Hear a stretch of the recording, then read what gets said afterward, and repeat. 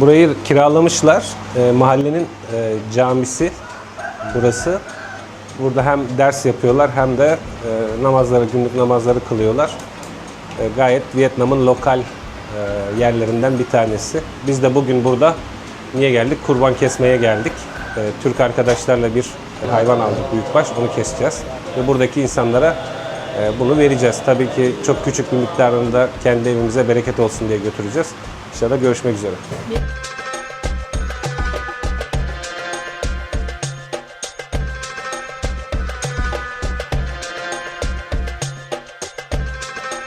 Merhabalar, sevgiler, saygılar, hürmetler. Öncelikle herkesin Kurban Bayramı'nı en içten dileklerimizle tebrik ediyoruz. Vietnam'da ilk defa ben de kurban keseceğim. Şu an Vietnam Distrik 8'de bulunan Müslüman mahallesine gidiyoruz.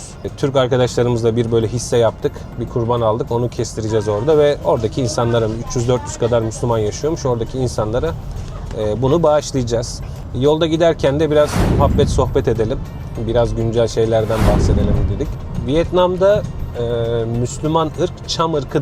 54 tane ırk var Vietnam'da. Yani 54 tane etnik grup var. Bu gruplardan bir tanesi de Cham ırkı. Bu Cham ırkı Ho Chi Minh'de belli bir yerde varlar. Yani 11 tane cami burada var. Bunun haricinde Tay Ninh diye bir şehir var. 2 saat ve 4-5 saat mesafede An Giang diye. An Giang baya Kamboçya sınırı oluyor aslında. Orada Müslümanların yaşadığı şehir mevcut. Biz bugün bana yakın diye Distrik 8'deki yani bizim dükkandan bir 15-20 dakika mesafede orada kestireceğiz kurbanımızı. Sağ olsun 7 tane Türk arkadaşımızla beraber bu şeye girdik. Şimdi oraya doğru gidiyoruz.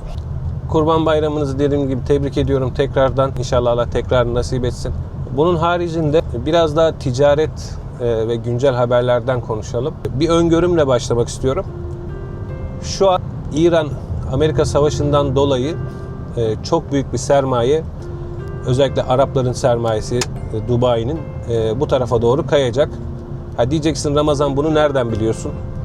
Çünkü gelen insanlara bakıyorum. Gelen insanlar turist değil. Yani görüşüyoruz, konuşuyoruz. Buraya niye geldin?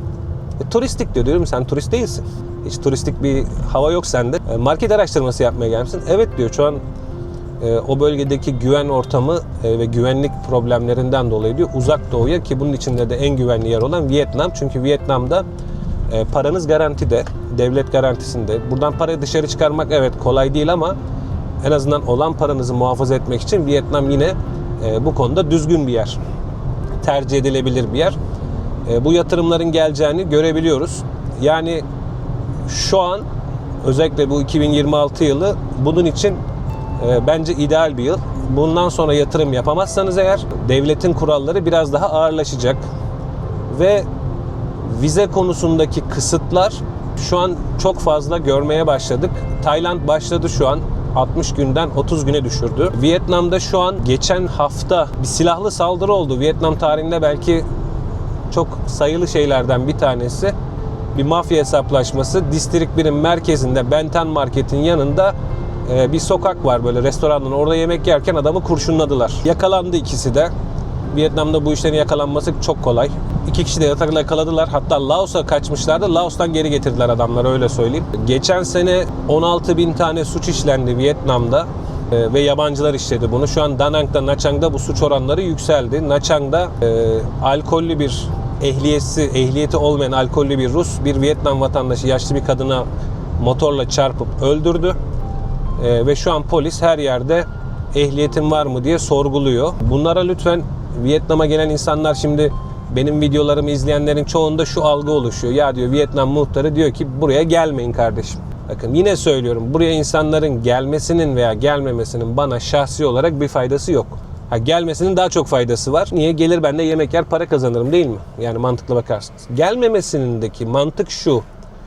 Buraya gelip sorun yapıp Türk pasaportuna sıkıntı yapacak insanlar evet buraya gelmesin. Gerçekten gelmesini istemiyorum. Çünkü buradaki işleri zorlaşıyor. Bakın Türkiye'nin şu an TİKA Vietnam'da çok büyük projeler yapıyor. Bakın anlatayım birkaç tane. 2 tane yıkılan köy okulu, Fırtına'da yıkılan köy okulunu yaptırdılar. Akıllı sera sistemi kurdular. Devletin bir kooperatifi vardı. Pirinç kağıdı üretiyorlar. Pirinç kağıdı burada yenebilen bir şey. O kooperatifi yaptılar. Geçen haftalarda Danang'da bir yetimhaneyi yaptılar. Tekrardan oranın ihtiyaçlarını giderdiler. Bakın bunlar çok güzel ilişkiler. Bunların bozulmaması lazım. Buraya gelip her şeyi yapabileceğine inanan insanlar varsa buna inanmayın. Bakın çok açık ve net söylüyorum. Burada her şeyi yapamazsınız. Dışarıdan evet serbest bir yer gibi görünse de Vietnam aslında o kadar serbest bir ülke değil. Burada kontrol, denetim gerçekten çok fazla. Bunun farkında olmanızı istiyorum. Çünkü yarın bugün tutuklandığınızda size kimse ilgilenmeyecek. Yani bazı insanlar diyor ya ben geleyim işte muhtar bana iş kursun, şunu yapsın, bunu yapsın. Abi benim kendi işim var. Ben zaten ona yetişemiyorum. Senin işine zaten yetişemem. Hani bunları iyi bir düşünün. Gelip gelmeme tabii ki size kalmış. Buna biz bir şey diyemeyiz. Ama buradaki şartlar böyle, çünkü acayip şeyler diyoruz. Bakın geçen haftalarda yine 4 tane Türk vatandaşı tutuklandı. Ve çok komik şeyler. 2 tanesi illegal para transferi yapan insanlar. 2 tanesi de bu arkadaşların şirket kurmuşlar.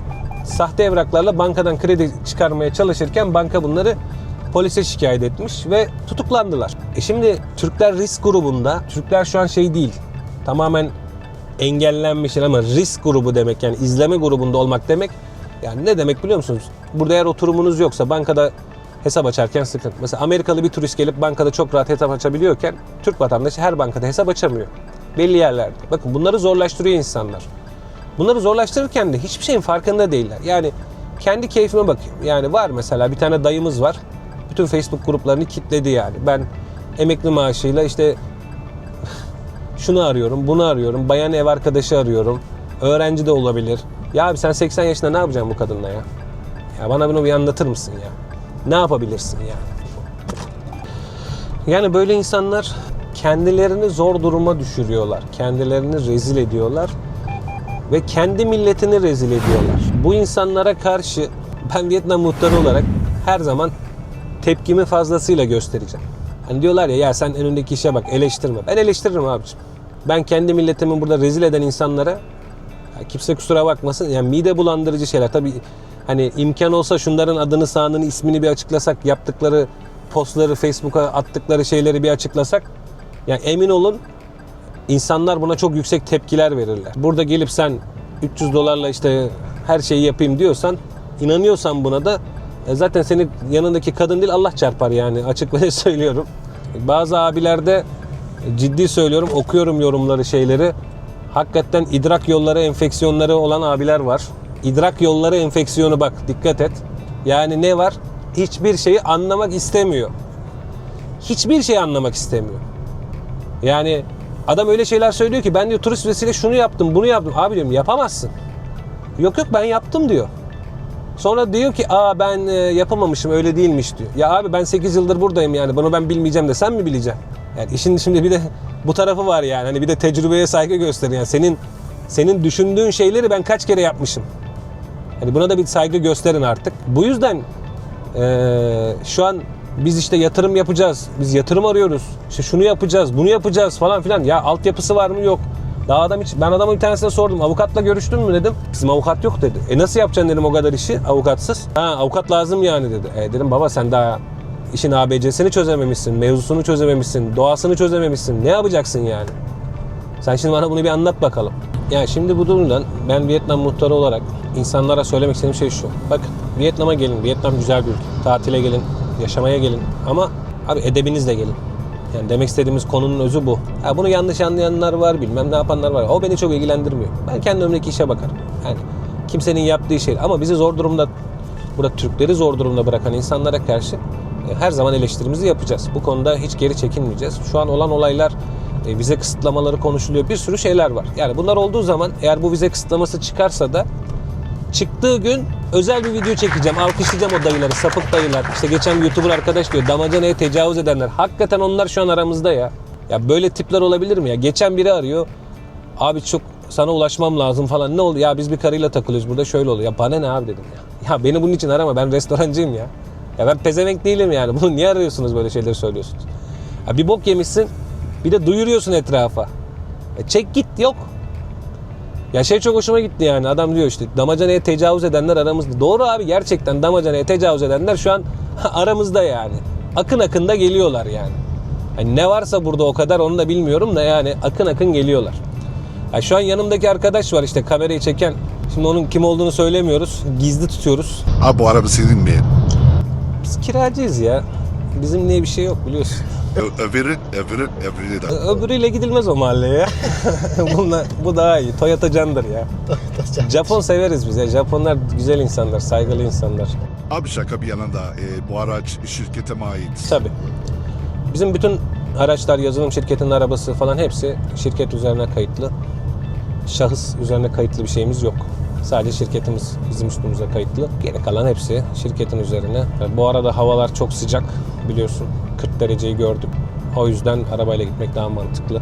Bir de şeyi soracağım. Peki Vietnam'da araba sahibi olabilmek için illa şirket sahibi mi olmak gerekiyor? Diyor alabilirsiniz. Oturumunuz varsa bir şekilde alabilirsiniz. Oturum yoksa turist vizesiyle alamazsın da hani oturum kartını herhangi bir şekilde evlilikten veya çalışan olarak alabilirsin. Sıkıntı yok onda. Şimdi bir de şöyle bir durum var.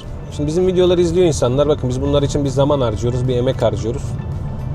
Buna tabii ki belli bir yerde de saygı bekliyoruz.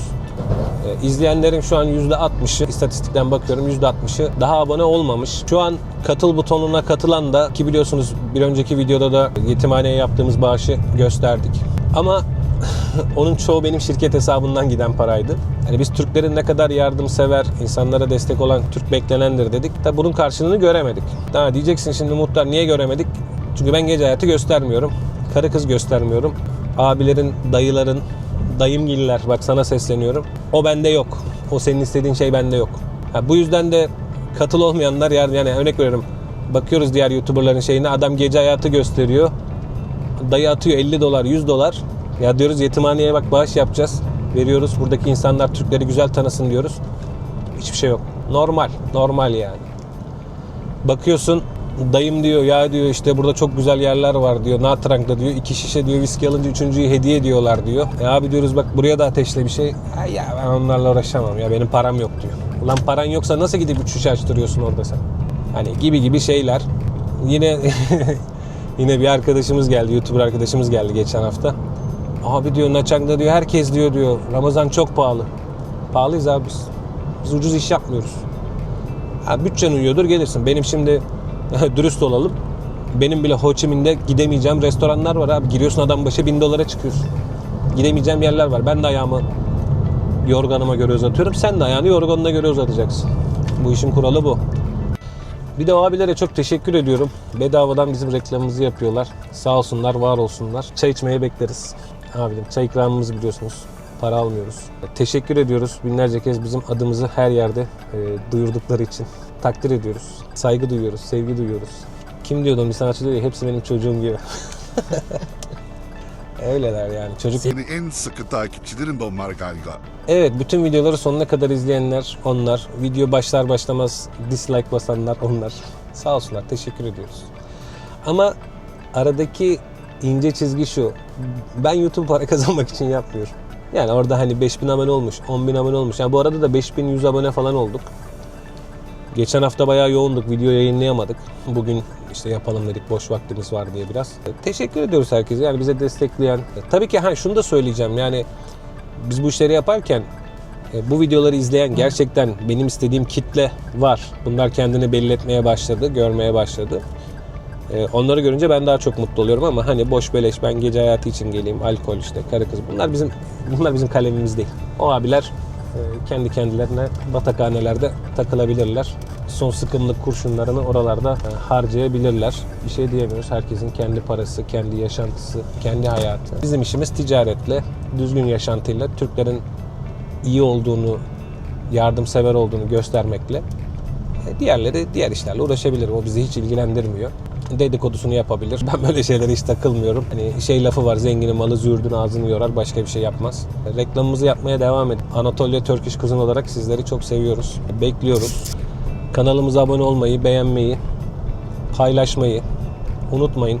Eğer sen de bir yetim çocuğun önüne bir kap yemek koymak istiyorsan katıl butonuna katıl. Bu bizim için önemli bir şey. Bunun bir amacı var. Benim yaptığım hiçbir şeyin amaçsız değil. Bunun farkında olun. Yarın bir gün buraya Türk akını olduğunda ya Türkler şöyleydi böyleydi demek var. $2 $3 bir yardım verip o büyüyüncüğü zaman ya Türkler çok yardımsever abi biz de onlara yardımcı olun demek başka bir şey. Bunların farkında olun. Türk gibi yaşayın. Türkiye yakışır şekilde yaşayın. Kendinizi rezil etmeyin. Kendinizi rezil ederken Türk insanını burada bizi de rezil etmeyin. Bizim tek beklentimiz bu. Sizden başka bir beklentimiz yok. Maddi veya manevi bir beklentimiz yok. Buna dikkat edin. Yaklaştık. Birazdan kurbanı keseceğiz. Görüşmek üzere diyoruz. Kendinize iyi bakın. Allahümme erzâminke ve leke. Bismillahirrahmanirrahim. Allahu Ekber. La ilahe illallah.